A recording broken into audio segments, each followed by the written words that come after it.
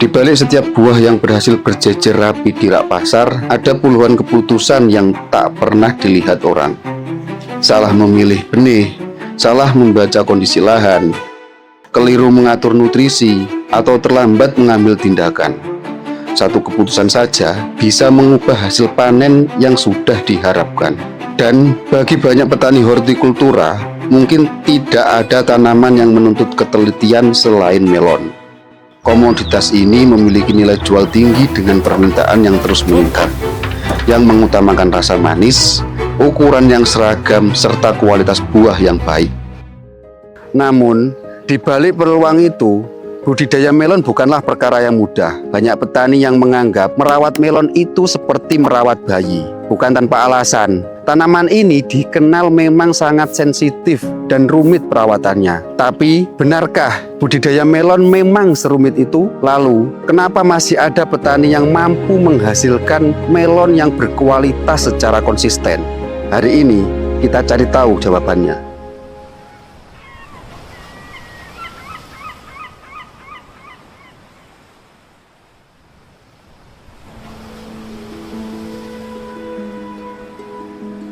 Untuk mencari jawabannya, Pak Min menuju Desa Sumbersewu, Kecamatan Muncar, Banyuwangi. Salah satu daerah yang cukup dikenal sebagai sentra budidaya melon. Di desa ini, budidaya melon bukan lagi sekedar komoditas, tetapi sudah menjadi bagian dari keseharian banyak petani. Mulai dari petani yang sudah berpengalaman hingga generasi muda, banyak yang memilih menanam melon sebagai salah satu komoditas utama. Letaknya yang berada di kawasan pesisir membuat wilayah ini memiliki kondisi yang mendukung pertumbuhan melon. Namun, kondisi lingkungan yang bagus saja ternyata nggak cukup. Melon adalah tanaman yang sangat sensitif terhadap perubahan lingkungan. Kelebihan air dapat memicu penyakit, kekurangan air menghambat pertumbuhan, dan nutrisi yang tidak seimbang mempengaruhi kualitas buah. Artinya, keberhasilan budidaya melon bukan ditentukan oleh satu perlakuan saja, melainkan oleh serangkaian keputusan yang diambil petani sejak awal tanam hingga panen. Lalu, bagaimana petani di Sumbersewu menjaga setiap proses itu hingga mampu menghasilkan melon yang berkualitas? Ikuti perjalanan kita. Hari ini, kita akan mengikuti perjalanan satu musim budidaya melon bersama Mas Vio, salah satu petani melon asal Desa Sumbersewu, Kecamatan Muncar, Banyuwangi. Bersama Mas Vio, kita akan belajar proses budidaya melon mulai dari persiapan tanam hingga dihasilkan buah yang siap untuk dipanen. Ayo kita belajar bareng dari pengalamannya. Mas. Iya. Duduk dulu Mas ya. Halo, selamat siang Mas. Gimana kabarnya hari ini Mas? Alhamdulillah, baik Mas. Nah ini kan saya lihat tanaman melonnya sampean ini kan bagus-bagus ya, terus juga besar-besar. Ini saya pengen belajar budidaya melon dari Mas Vio ini mulai dari awal sampai akhir, biar nggak gagal dalam nanam melon Mas. Ini boleh apa enggak Mas? Boleh saja Mas. Saya juga masih belajar nanam melon itu kan butuh sharing-sharing sama petani Mas. Untuk tanaman kali ini, sampean ini tanam jenis apa Mas? Untuk tanaman kali ini saya tanam benih varietas Samanda Mas. Karena di sini lebih tahan virusnya itu masih kuat dibanding benih yang lain. Terus saya lihat ini kan kayaknya serempak gitu Mas ya tanamnya. Ini emang ada yang mengondisikan atau gimana Mas? Kalau di sini dibuat serempak antar sesama petani Mas, kesepakatan sesama petani. Masalahnya kalau nanti kurang serempak, pengendaliannya hama itu sulit Mas. Kalau di sini semisal diserempakkan tanggal 10, itu kalau yang mau mendahului ya nggak sampai tanggal 5, kalau yang mau mundur nggak sampai tanggal 15. Di antara itulah Mas, supaya harga panennya juga stabil dan juga virusnya itu kalau semisal yang mendahului itu terlalu dahulu dari yang telahnya itu, kalau habis panen dicabut itu kan virus pindah semua Mas. Untuk persiapan lahan ini Mas, gimana Mas? Teknik dari Mas Vio ini? Dari mulai habis panen Mas ya, lanjaran sama plastik semua dibuka ya Mas. Ya. Rumput itu di gramason lah ya, dimatikan. Terus habis itu minimal kalau saya di single rotari Mas. Kalau semisal waktunya kesepakatannya itu dipercepat lah untuk tanamnya lagi. Kalau enggak ya dibajak single besar itu Mas. Minimal harus dibuka dulu bedengannya itu Mas, supaya terkena sinar matahari lah. Ya. Terus untuk pupuk dasar yang sampean gunakan ini? Pupuk dasar itu saya pakai Nitrabor sama TSP sama dikasih organik. Baru setelah tutup pupuk dasar itu ditutup sama tanah, diratakan itu sebelum tutup mulsa, saya semprot pembenah tanah Mas, dari trichoderma itu. Ini saya lihat kan juga ada lanjarannya kan ada yang 2-2, terus ada yang 1, terus 2, terus 1. Apa bedanya Mas? Terus keunggulannya itu apa sih? Sebenarnya kalau yang dibuat 2-2 itu Mas ya, itu sebenarnya lebih kokoh, dan juga kalau dibuat tanaman di jarak 60 itu enggak sampai numpuk di antar daunnya itu. Dijadikan 1, 2 sulur langsung dijadikan 1, kan lebih mengirit biaya. Kalau dibuat 2 kan 1 lanjaran 1 sulur lebih banyak lagi tenaganya Mas. Oh iya dan benar, juga Mas. biaya lebih membengkak. Terus saya lihat ini kan bedengannya 2 bedeng jadi 1. Terus baru ada got, terus ada 2 bedeng jadi 1 lagi. Baru ada got. Ini kenapa Mas kok pakai sistem ini? Karena di sini itu harga sewa tanah itu kan mahal Mas. Kalau dibuat satu-satu itu kan kebanyakan got. Nanti kan di jarak semisal berapa meter luas lahan. Kalau per gotnya itu berapa senti, kan nanti bisa menambah kalau dibuat 2-2 gitu Mas. Terus kalau untuk perlakuan benih sebelum tanam Mas, ini apa ada trik khusus? Terus kira-kira apa Mas yang sampean pakai? Kalau saya sendiri setelah disemai Mas ya, benih itu sudah tumbuh, dicabuti itu apanya, kepelnya itu loh, kayak pembungkus bijinya itu. Saya habis itu jarak 1-2 hari saya siram pakai ZPT atau enggak pupuk NPK 1616 itu Mas. 1 gembor itu saya kasih 1 gegem. Baru setelah itu mau pindah tanam, saya semprot pakai fungsida benomil sama dicelupkan di bakterisida. Itu supaya tidak terjadi stres dan busuk batang Mas. Terus untuk jarak tanam yang sampean pakai ini berapa Mas? Saya ambil di tengah-tengah Mas. Kalau di sini umumnya kan ada yang 50, ada 55 sama 60 Mas. Saya ambil yang di 55. Soalnya kalau yang di 60 itu kurang banyak lah kalau untuk populasinya. Kalau menurut saya, kalau yang di 50 itu kalau terlalu sempit Mas, itu kan udaranya kurang bisa sirkulasi. Oh iya. Untuk fase vegetatif sendiri itu apa beda Mas perawatannya? Kalau saya Mas, kalau untuk fase vegetatifnya, saya itu pakai NPK 1616 itu dicampur sama asam humat. Umur 5 hari itu asam humat saya kocor sendiri di lubang tanami.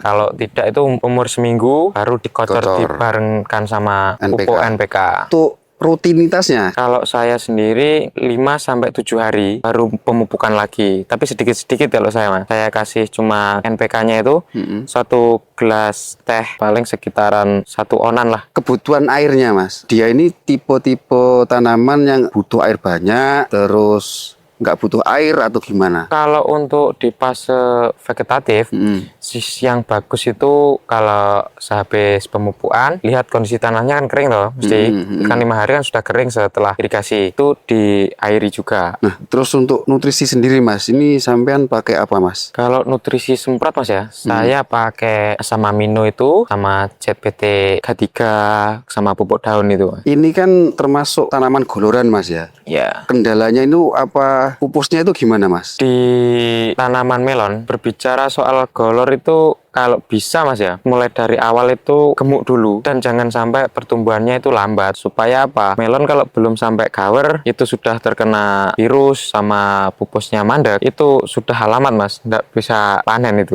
Gitu. Terus kalau untuk hama Mas, hama dan penyakit di fase-fase vegetatif ini kita harus prepare ndek apa? Di fase vegetatif biasanya itu setelah pindah tanam ya Mas, 5 hari setelahnya itu biasanya mulai muncul ulat sama hama tripnya itu masih baru sedikit lah tergantung lingkungan. Sama bercaknya itu yang biasanya sampai umur 10 hari biasanya. Terus untuk intervalnya gimana? Kalau saya semprot sendiri itu 2 hari sekali Mas.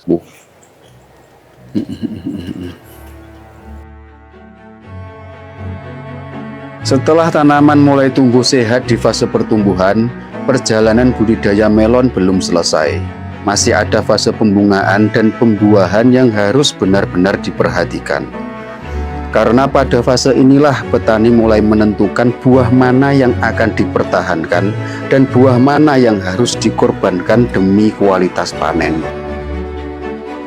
Memasuki fase generatif ini Mas ya, perawatannya itu apa beda Mas dari fase vegetatif? Beda di masalah pemupukannya nanti Mas ya, sama dosis obat ya.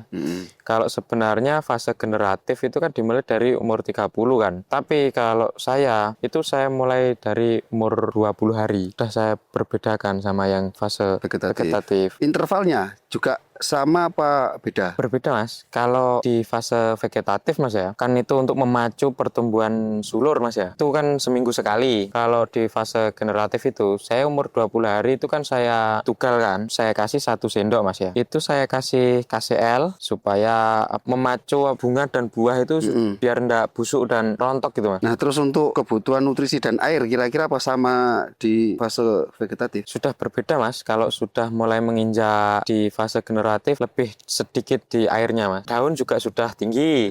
Itu kan otomatis di gotnya itu lebih lambat penyerapan penguapannya air itu. Terus kalau nutrisinya? Kalau nutrisinya disemprot sama Mas, cuma yang membedakan di pemupukannya itu. Terus kalau hama dan penyakit Mas? Kalau biasanya mulai umur-umur itu 20 sampai ke atas itu Mas ya, itu biasanya hama trip itu sudah mulai masuk Mas.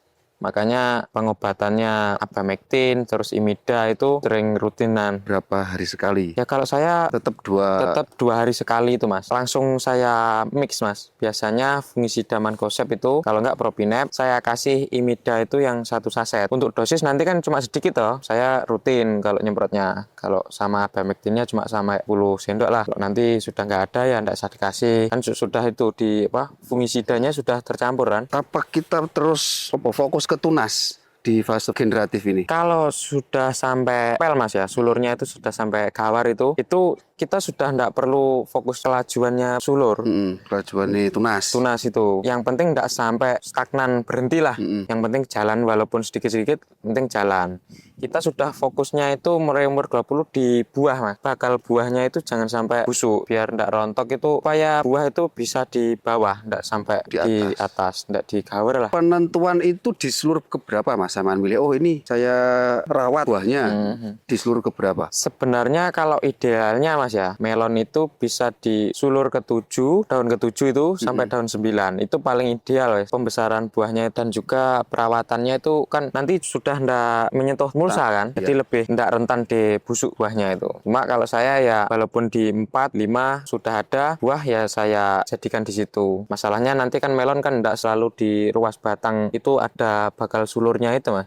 Berarti kan tergantung penyerapan nutrisinya kan. Ya, betul. Kalau semisal sudah di bawah jadi, nanti atasnya enggak jadi, baru atas lagi. Metodenya Mas Vio ini apa juga melakukan polinasi atau pengawinan itu Mas? Kalau di melon enggak pernah saya Mas, cuma digenjot kaliumnya itu dimasukkan di awal dan juga diperbanyak, sama disemprot kalsium aja Mas kalau saya. Untuk kemampuan dari pohon sendiri, tanaman sendiri, ini berapa buah Mas idealnya? Idealnya itu 2 buah Mas, itu bisa masuk grade-nya A, itu yang ideal. Cuma kalau nanti tanamannya itu gemuk, dikira kuat, buahnya juga jadi, bisa dibuahkan 3. Kalau misal tanamannya agak kurus, lebih baik dibuahkan 1 saja, daripada nanti tidak masuk lah di grade-nya itu. Pruning apa juga dilakukan Mas? Kalau pruning pucuk tunas utama Mas ya, saya enggak Mas. Setelah habis misal buahnya jadi Mas ya, kan disisakan daun 1, pucuknya dipotong wes. Setelah itu di atasnya itu yang di daun-daun setelahnya itu dihabiskan semua wes, disisani cuma daun 1 gitu, 1 sulurnya itu. Nah terus untuk cara merawat buah sendiri itu gimana Mas? Kalau saya Mas ya, setelah buah jadi Mas ya, baru sebesar gelas itu Mas ya, itu baru mupuk lagi. Tadi ditugal kan, itu kan sesudah jarak 2 minggu kan sudah besar itu, sudah besar gelas itu baru saya kasih pupuk cair lagi. Grower itu dosisnya lebih naik sedikit lah. Tadi kan cuma kalau yang fase vegetatif dikocor itu cuma 1 gelas. Itu sudah 1 jebor sampai 1,5 lah. Melon ada istilah net Mas. Seberapa penting net itu untuk buah melon? Makin tebal net itu semakin bagus Mas. Nanti untuk permintaan pasar Mas, netnya itu tebal, putih itu Mas ya, itu harga juga lebih naik, lebih tinggi. Kalau semisal netnya itu sedikit dan cakar buto, itu lebih turun lah istilahnya, harganya tidak sama. Cakar buto ini gimana? Kalau cakar buto Mas ya, Ya itu tadi biasanya kayak gini Mas ya. Ini kan netnya kan pecah-pecah. Ini biasanya seukuran gelas tadi. Itu pemupukannya digenjot terlalu banyak Mas. Kalau saya seukuran gelas itu tadi ya sedikit dulu, baru nanti setelah muncul urat tipis kayak gini Mas ya, ini baru nanti saya kasih pupuk lebih dijoskan lagi. Terus untuk penggunaan pestisida untuk merawat buah ini kita harus lebih prepare di apa? Di fase-fase generatif itu kan pasti hama trip, bercak daun, sama ulat Mas. Itu sudah mulai muncul biasanya. Kalau di fase generatifnya itu mancozeb sama fungi-fungi kayak Diviconazole itu lebih diutamakan sama di ulatnya itu tadi Mas. Nah, kalau saya lihat ini kan melonnya sama-sama besar, sama-sama bagus, sama-sama mulus, Mas. Ini terus untuk penentuan dan beda grade-nya itu gimana, Mas? Biasanya kalau yang segini Mas, ini kan masuknya 1,2. Ini masuknya sudah di grade B Mas. Bagus lah, cuma kurang tebal dikit kan. Bobotnya kan kurang. Nah, kalau yang di sini ini bobotnya sekitaran 1,7 ini, 1,6, 1,7. Kan batas grade A itu kan 1,7, 1,6 itu Mas. Dicari yang netnya tebal, putih, dan halus, tidak ada cakar butonya. Kalau bobotnya sudah mencapai nih, netnya ini kurang tebal sedikit. Ini masih usia muda sebenarnya kayaknya. Kalau yang seperti ini kan cakar buto kayak gini tuh Mas. Ini dan juga ini sudah masuk di BS-an. Ini nanti kalau dikirim ke pasar kiriman jauh, nanti enggak masuk. Kalau yang kayak gini paling dimasukkan di lokalan. Kalau dari tingkat kemanisannya apa juga diperhitungkan? Kalau yang untuk kiriman supermarket Mas ya, itu biasanya ya di pasar-pasar besar cuma kayak di Jakarta, Kramat Jati itu biasanya cuma di enggak sampai test break lah. Semisal sudah tua, itu kan pasti net sudah bagus. Kan melon itu kalau semakin netnya tebal biasanya semakin manis Mas. Jadi cuma dirasa di tempat itu dulu lah. Kalau di supermarket ya itu dulu sebelum dipetik itu di test break dulu. Oh iya. Nah, kalau untuk usia ideal dari melon sendiri berapa Mas untuk siap panen? Siap panen itu mulai dari umur 60 sampai 66, 67 itu Mas. Kalau lebih dari itu kalau mendekati 70 atau 70 lebih itu malah rusak nanti Mas. Satu banyak yang busuk nanti ya. Netnya ini kan sebenarnya kan sudah tebal, bagus kan. Ini nanti muncul lagi pecah kalau umur 70 lebih. Ini kan agak lebar kan, halus tapi lebar kan. Kalau nanti itu lebih padat lagi, cuma kecil-kecil, nanti kasar loh jadinya. Kalau dipanen sebelum umur 60 biasanya empuk. Perihal omset Mas ya, kita berbicara uang ini. Dari 1/4 itu bisa hasil berapa? Ini punya saya kan baru umur 53 per hari ini. Ini sudah di DP Bagol lah. Luasan 1/4 Mas ya. Ini tanaman 2.700 batang, sudah laku 51 juta. 51 juta 1/4 Mas ya. Ya. Nah, terus untuk perawatannya itu gimana? Kan udah di DP nih. Berarti kan itu hak miliknya si Bagol. Ya. Cuma kalau masalah perawatan itu kita masih harus tanggung jawab di ulat sama busuknya itu loh Mas, biar enggak terlalu banyak. Jadi spraynya tetap. Untuk perawatannya itu masuk ke sampean apa ke pedagang? Itu tergantung kesepakatan awalnya Mas. Ada yang cuma dijadikan kayak 51 ya cuma 51, cuma tanggung jawab tani itu memang harus tanggung jawab sampai panen. Masalahnya bener itu sudah di hak milik Bagol kan, cuma kan barang belum diambil. Kan masih tanggung jawabnya di petani kan. Ada juga yang memang di tengkulaknya misal harganya 51 dikasih 500 apa 1 juta disuruh belikan obat sama tenaganya nyemprot. Nah, ini terakhir Mas ya. Kasih saya trik dan teknik khusus buat budidaya melon anti gagal Mas. Terus didapat melon dengan kualitas grade A. Mulai dari bibit itu, pemilihan bibit itu tadi. Supaya tidak terjadi layu, terus proses olah lahan dan fase vegetatif itu kan kita perlu pemacuan sulur ya, pupusnya itu diperbanyak unsur pupuk dari N dan nutrisi asam amino, asam humat. Kalau sudah memasuki fase generatif kan kita sudah fokus di bakal buah, itu harus di fosfat dan kalium yang tinggi dan kalsium lah supaya bakal calon buahnya itu bisa banyak. Dan setelah jadi buah Mas ya, kita harus menyortir, dicari yang bagus yang mana. Dan untuk pemupukannya jangan sampai gledor dan juga jangan terlalu banyak supaya menjadi grade yang bagus. Itu harus tepat sasaran lah, tidak sampai terjadi cakar buto. Jadi biar didapat melon yang kualitas grade A ini kan kita berarti vegetatifnya harus fokus ke sulur. Terus yang generatif kita fokusnya ke buah. Oke Mas, terima kasih. Ya, karena sama-sama. udah mau berbagi sama kita.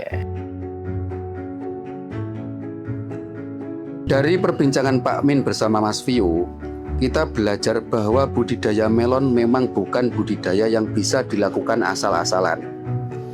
Setiap tahap memiliki peran yang sama pentingnya, mulai dari memilih varietas yang sesuai dengan kondisi lingkungan, menyiapkan lahan, mengatur pemupukan dan nutrisi di setiap fase pertumbuhan, mengendalikan hama dan penyakit, hingga merawat buah agar mampu menghasilkan kualitas yang diinginkan pasar. Banyak petani menyebut budidaya melon seperti merawat bayi, karena setiap tahapan membutuhkan ketelitian, ketepatan, dan perhatian yang konsisten.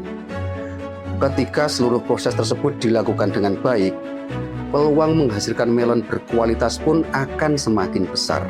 Hari ini akhirnya kita tahu bahwa keberhasilan budidaya melon itu nggak hanya ditentukan oleh keberuntungan saja, tetapi hasil dari keputusan-keputusan kecil yang dilakukan oleh petani setiap harinya. Karena pada akhirnya kualitas hasil panen selalu mengikuti kualitas prosesnya. Dan petani yang terus mau belajar akan selalu punya kesempatan untuk terus naik level.